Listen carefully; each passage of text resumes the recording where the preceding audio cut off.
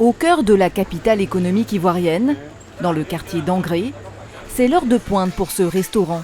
Ici, on cuisine de la viande au barbecue. Là, on a le gigot de mouton. On fait aussi des poulets braisés, des brochettes et puis on a du poisson. Cette viande a une particularité. Elle est halal. La majorité de nos clients sont quand même des musulmans et ils exigent quand même que ce soit halal. Donc le fait de nous rapprocher de Youssouf, ça nous garantit cet aspect-là. Chaque semaine, le restaurateur commande 30 kg de viande de bœuf et 2 moutons à Youssouf, un boucher spécialisé dans la viande halal. Dans son local de Port-Bouët, Youssouf Sam, boucher depuis 10 ans, a décidé de miser sur la viande halal et locale. Par halal, il faut comprendre ce qui est autorisé pour les musulmans. En Afrique, la taille du marché halal est estimée à environ 150 milliards de dollars. Il comprend les produits alimentaires et les boissons non alcoolisées.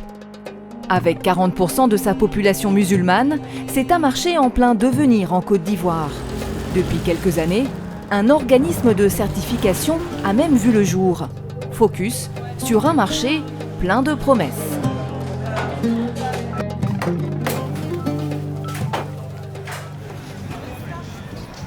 Port-Bouët. Nous sommes à l'abattoir général d'Abidjan, un véritable quartier qui comprend une salle d'abattage, un parc à bétail, mais aussi une centaine de boucheries. Youssouf Sam est installé ici depuis 2014. Ouais les gars, c'est comment? Ça va? C'est bon? Chaque matin avec son équipe, il prépare près de 800 kg de viande pour ses clients. De la viande qu'il a choisi de produire de manière halal. J'ai choisi de faire la viande halal d'abord par question de principe. Et puisque étant d'abord musulman, alors ça m'interdisait de commercialiser d'autres viandes. En faisant du halal, ça permet aux musulmans de s'y retrouver, ça permet aux chrétiens de consommer, ça permet aux animistes de consommer, à tout le monde de consommer, quoi. Si sa clientèle est variée, il compte de nombreux clients musulmans à la recherche de produits spécifiquement halal. C'est important pour moi parce que c'est de la viande halal, c'est de la bonne qualité, raison pour laquelle je suis venue acheter ici. La qualité de la viande passe aussi par le choix des bêtes. À quelques mètres seulement de sa boucherie, direction le parc à bétail. Chaque jour, des milliers de bêtes arrivent ici de toute la sous-région. C'est ici que les bouchers comme Youssouf font leur choix en fonction de certains critères. Je viens ici tous les jours. En général, pour choisir la bête, on tient compte de la santé de la bête et du poids aussi. Il y a une partie qui vient de la Côte d'Ivoire, ça vient du Burkina, ça vient du Mali, ça arrive ici vivant et c'est vraiment inspecté par les vétérinaires, c'est contrôlé et avant même l'abattage. Ce jour-là, Youssouf portera son dévolu sur 5 bœufs et 20 agneaux. Une fois les bêtes choisies et achetées, direction la salle d'abattage.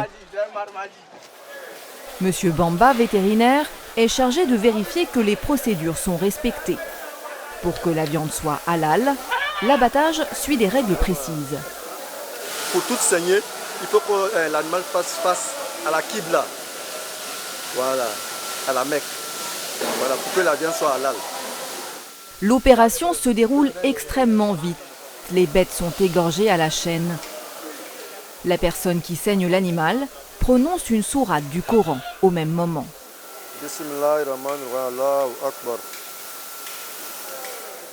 L'étape suivante est celle de l'habillage. Enlever la peau de la bête et ses abats.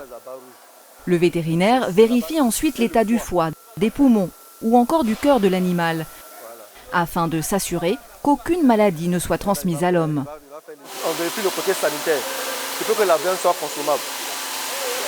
On vérifie s'il n'y a pas de maladie, surtout les zoonoses, qui peuvent se transmettre à l'homme. Voilà. Tout ce qui n'est pas bon, nous, on élimine. Même si c'est la viande complète.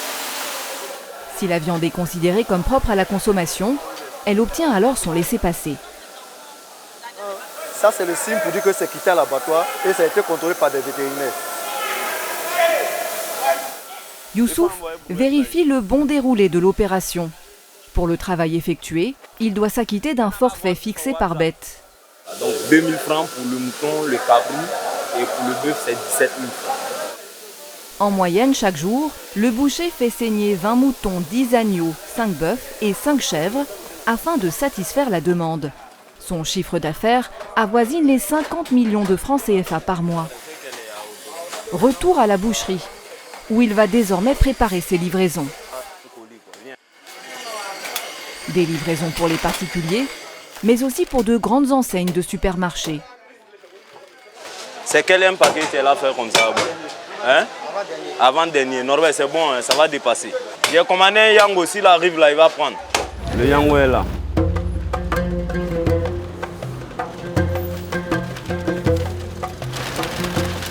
Direction Trècheville, où il se rend chez Socofrais. Depuis 2 ans, il a décroché un contrat avec l'enseigne. Il livre chaque jour 100 kilos de viande dans ce magasin. Et si le patron a choisi de travailler avec Youssouf, c'est parce qu'il fait de la viande halal, mais pas seulement. Effectivement, c'est halal parce que ça vient de la boucherie. Ça vient de la grande boucherie. Ce n'est pas des bouchers clandestins, c'est des bouchers qui sont affiliés au syndicat des bouchers. Donc, il n'y a pas de mal à travailler avec lui. Pourtant, à notre grande surprise, une fois en rayon, aucune étiquette pour préciser que la viande est halal. Certains clients ne savent pas exactement ce qu'ils achètent. Halal. Non, je ne sais pas.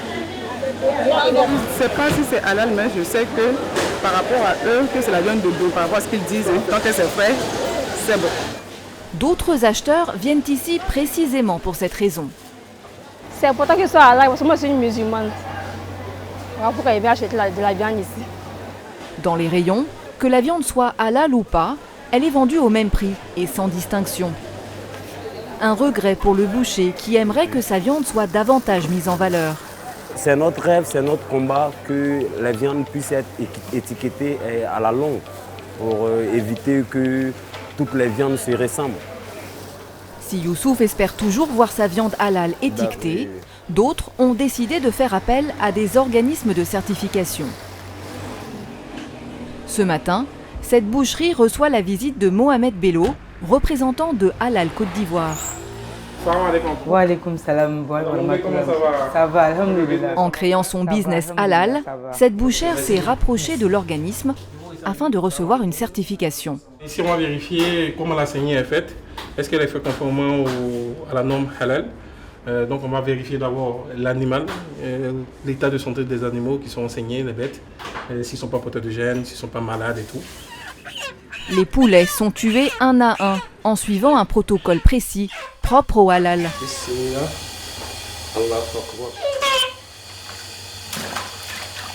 Ici, lui c'est le sacrificateur. Il est chargé de saigner la bête. Et vous avez vu qu'on n'a pas entassé les bêtes. Parce que dans la législation, pour ne pas stresser les animaux, il est important que la première bête ne voit pas la seconde en train d'être saignée. Donc on les met à l'écart. Comme ça, quand il fait le sacrifice, il les saigne au nom d'Allah. Bismillah, Allah Akbar, Dieu est le plus grand. Et c'est bon, d'un seul coup. C'est pour ça également que le couteau doit être très tranchant.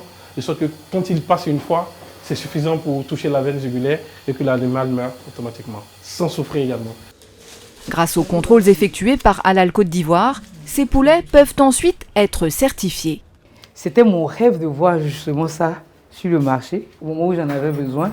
Ben, apparemment, il fallait que je le fasse moi-même. Donc voilà, c'est un rêve qui se réalise, qui se matérialise comme ça. Cette certification a un coût. L'organisme facture 300 à 500 000 francs par an pour obtenir le précieux sésame.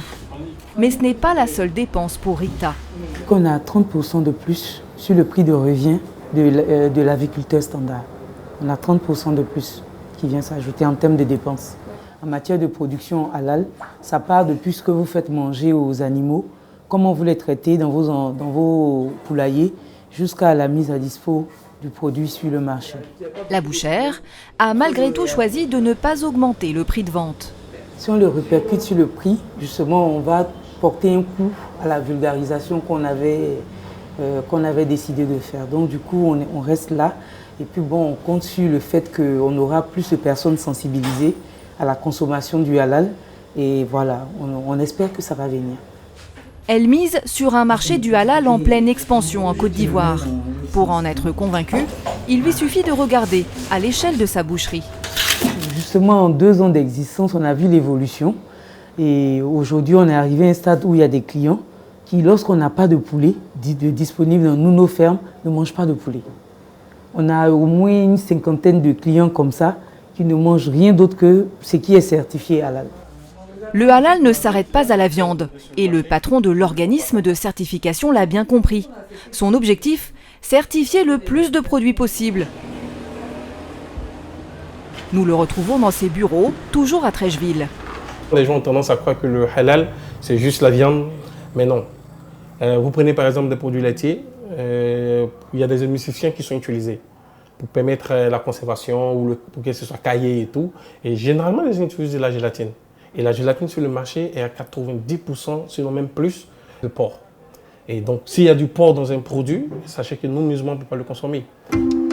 L'organisme certifie les huiles présentes sur le marché en Côte d'Ivoire, mais aussi d'autres produits comme du savon ou des boissons énergisantes. Pour cela, il doit se rapprocher des entreprises susceptibles d'être intéressées par la certification.